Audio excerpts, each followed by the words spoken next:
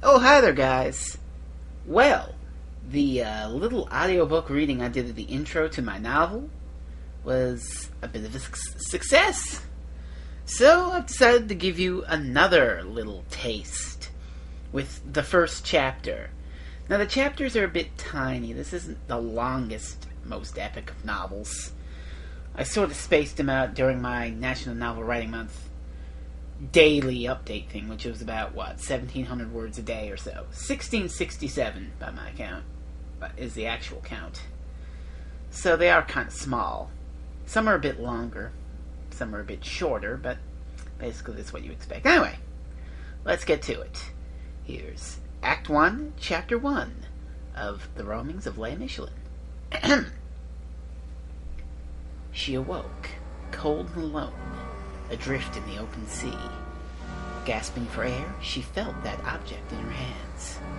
Hopefully the thing was waterproof. It would be terrible if the thing was busted. That would leave her stranded. Not like that was a new experience for her. Oh no. She could see the shore just ahead, and began to swim towards it. Arms paddling forth, legs kicking, the beach gradually grew larger. Finally she reached it, flinging herself upon the sand and pulling herself out of the cold water.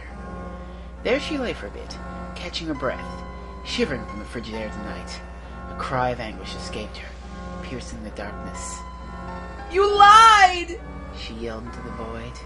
"You told me you'd send me back after I made this world better. My judgment is passed. The sentence is death." She began to cry now, the frustration and finality of all that had happened to her breaking her at last. Dimly she was aware of footsteps, voices, two men in black robes approaching her. Good. It would probably kill her. No more of this wandering, no more false promises. Everything is black as the void. Except that's not what she wanted. They were picking her up now, off of the beach, and she tried to speak. Her voice was hoarse from the shouting and stress, but was audible. "I want to go home," she whispered, before slipping into unconsciousness. Act 1, Crystal. Chapter 1. "I'm home!" Leigh called out, shutting the door behind her. Brushing wildly dyed indigo hair away from light crimson eyes, she slipped off her shoes. She walked into the kitchen, seeing the familiar long violet hair of her mother, who turned and smiled cheerily. "Ah, you're back," Leigh Michelin said simply. "Do anything fun today?" she asked. "Not particularly," Leigh replied, shrugging. "Sam's off with his dad to do some GPS stuff. Mr. Galactic Peace Federation indeed, hey?" "Quite," Lola said. "They had their hands full of me back in the day, those fellows. Well, mostly your father." "Ah, this again," Leigh said, smirking. "What?" Lola asked. "The fact that the first time you met Dad, you were trying to blast him into little tiny atomic particles," Leigh replied. At this, Lola chuckled. "Well, let's just say we kissed and made up." Leigh groaned. "Now see, that I could go without knowing," she said. Lola laughed, a smile crossing her face. "Well, he sure set me right, your father. What other man can turn a bounty hunter into a respectable mother like myself?" she said. "Right," Leigh replied. "Anyway, I just came to grab some stuff. Gonna take a walk around." "Oh, going anywhere fun?" Lola asked. "Not particularly. Maybe I'll find something inside this stop. I mean, I did get that from Dad, after all," Leigh said, grinning. "You sure did," Lola replied. "Did he teach you much more about it?" "Not really. He said I pretty much learned everything I could without being in the heat of the moment," Leigh said. "All right," Lola said. "Let's hope you don't have to use it that much, hey?" "Yeah, though it's a pretty interesting thing to have. A legacy and all that," Leigh said. "Sure is," Lola replied. "All right then, I gotta grab my stuff," Leigh said. "Later, Mom." "Don't get into too much trouble now," Lola said. Leigh chuckled. "I'll try not to, but trouble likes me." Leigh walked down the streets of the city, smiling to herself.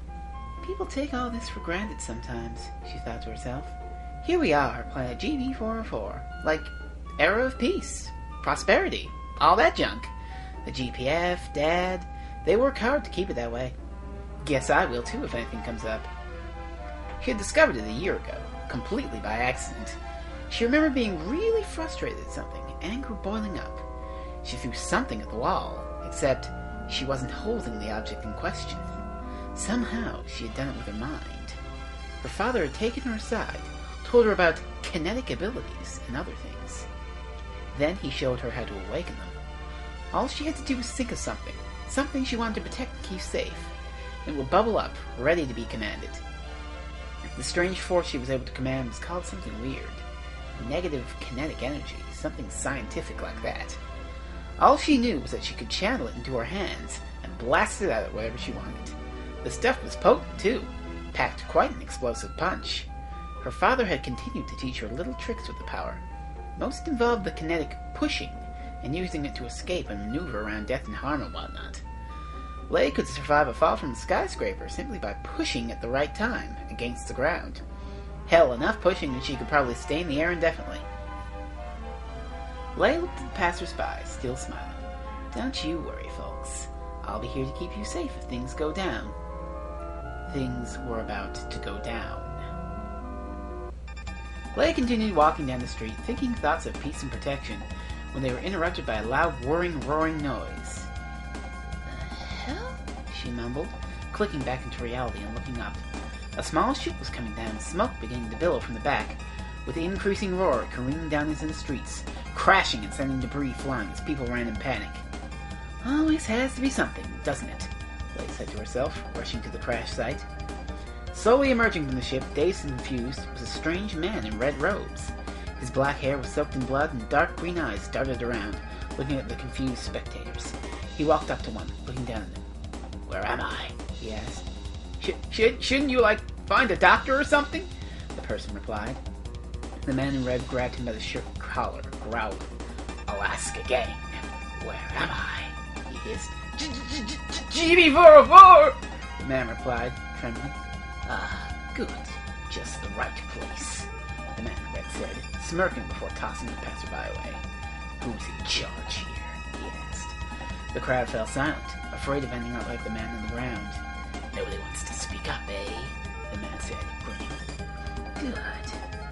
That means you didn't cooperate, so I'm within justification to kill you all." With a smirk, the man held out his hands, and a strange black energy began to form between them. "The world now belongs to me. If any of you resists, you shall die by my hand."